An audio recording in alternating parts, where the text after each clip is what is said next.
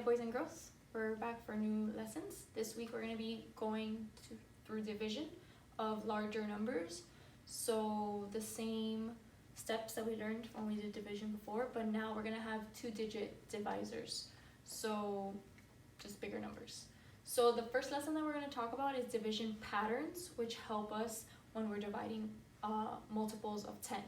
Okay, remember a multiple of 10 ends with zeros, right?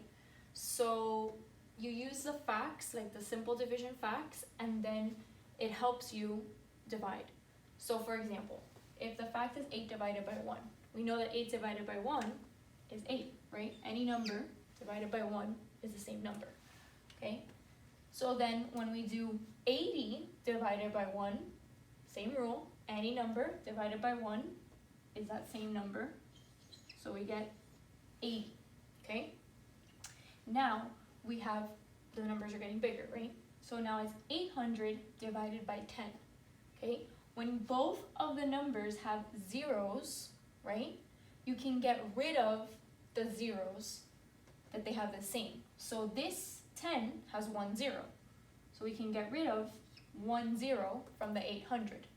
And then we would do again, 80 divided by 1, 80, right? So again, they both have to have zeros, and you can only get rid of the amount of zeros they have the same. So if this one only has 1 0, we can only get rid of 1 0 here.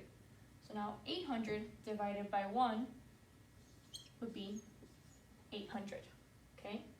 You notice the pattern, as these numbers get larger, the dividends, the ones that are being divided, as they get larger, your quotient also gets larger, okay? Again, it's only when they both have zeros, and you can only get rid of the amount of zeros that they have the same. So let's try it for this one. 9 divided by 3, that's our basic fact. 9 divided by 3 is 3, right? So then when we get larger numbers, like 90 divided by 30, they both have zeros, they both have 1 0, so we can get rid of them, and we just do 9 divided by 3 is 3. So 90 divided by 30 equals 3, okay? Remember, the opposite of division is multiplication. So if you wanted to double check, you would do these two, 30 times 3 is 90. So they're equal, okay? Now 900 divided by 30. Again, we can get rid of the zeros that they have the same. So let's see, this one has 1 0, we can take away 1 from the 900, right? Then 9 divided by 3 is 3, right? And we have 1 0 left, so we have 1 0 in our quotient, in our answer of division. 9,000 divided by 30, get rid of 1 0 from each. 9 divided by 3 is 3. You have 2 zeros left here. You need 2 zeros in your quotient. Okay, the numbers get bigger, the quotients get bigger. Okay, the next fact, 28 divided by 7. You know that's 4, right? So when we go to divide, 280 divided by 7, they both have 1 0, so we can get rid of those zeros. And we do 28 divided by 7, which is 4. 2,800 divided by 70, they each have 1 0. I mean, this one has 1, so we can get rid of 1 here. 28 divided by 7 is 4. We have 1 0 left, so we have 40. Again, if you're getting confused, if you're not sure, you can check your answer. 40 times 70, right? Remember the trick with the zeros. You multiply the two numbers, 28, you have 2 zeros in your problem, you get 2 zeros in your product. 2,800, 2,800, they're equal. Okay, 28,000 divided by 70, you get rid of 1 0 from each. 28 divided by 7 is 4, we have 2 zeros, so our quotient has 2 zeros, 400. 10 divided by 2, we know that that equals 5. Okay, 100 divided by 20, again it has 1 0, get rid of 1 from each. 10 divided by 2, 1,000 divided by 20, get rid of 1 0 for each. 10 divided by 2 is 5, right? Remember, we're doing 10 divided by 2 is 5. Then we have one other 0. So we have 1 0 in our quotient. If you get stuck, you want to double check, you can do 50 times 20, the quotient, times the divisor. 5 times 2 is 10.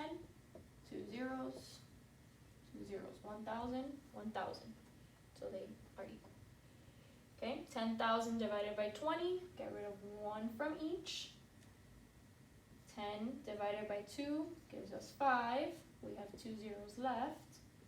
So we need 2 zeros in our quotient, okay? Now, some other ways that they might show you would be if they put it in like the little house, okay? So it would be the same way. So you would have to go back, remember when we started learning division, we have to see that can the divisor go into the first number? Can 90 go into 7? No, because 90 is larger than 7, so it cannot be. Can 90 go into 72? Also no, 90 is larger than 72. So we need to move over to the third place, 720. Okay, 90 is less than 720, so we can divide. And we can use the same step. There's a 0 here, we can get rid of this 0. 72 divided by 9. 9 times what gives you 72? 8. So our answer goes on top of that, third place. Then we have 2 zeros left, so we get 2 zeros in our quotient.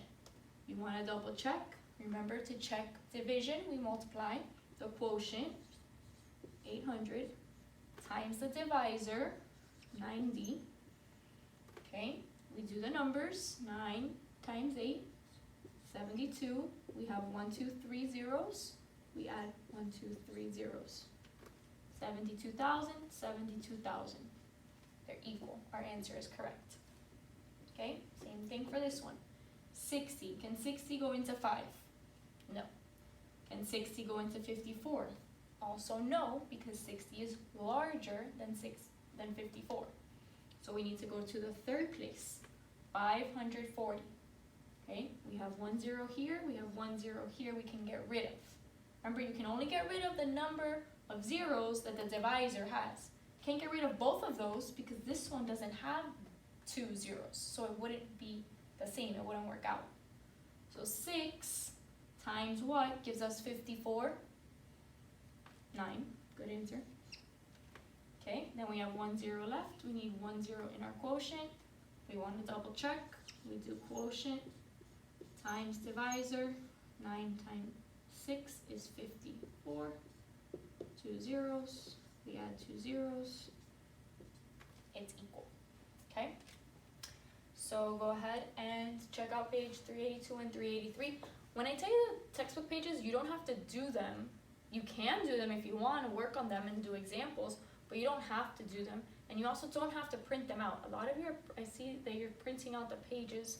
You have the textbook at home, except for one person I know, and that person isn't the one I'm talking about. I'm seeing other people that I know have their textbook printing out the pages. That's fine, but it's not necessary because you already have it in your book. Okay, and then the workbook page for today is 141. Have a good day.